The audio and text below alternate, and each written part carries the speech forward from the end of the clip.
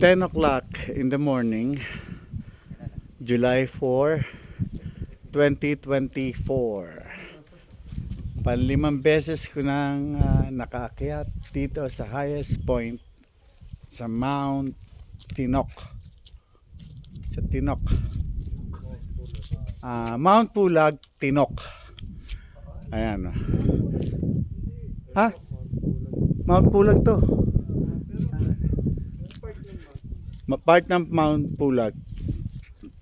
Ayan po ang mga kasamahan ko. Si Tata Hermie. Hello Ma'am Chris. Inaanak ko at saka si Harold and si Nana Eloy na tatay nanay. Okay. Yan. Thank you Lord.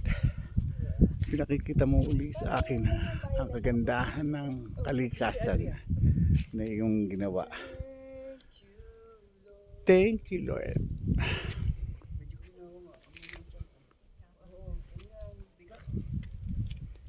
Ramdam mo, Rod?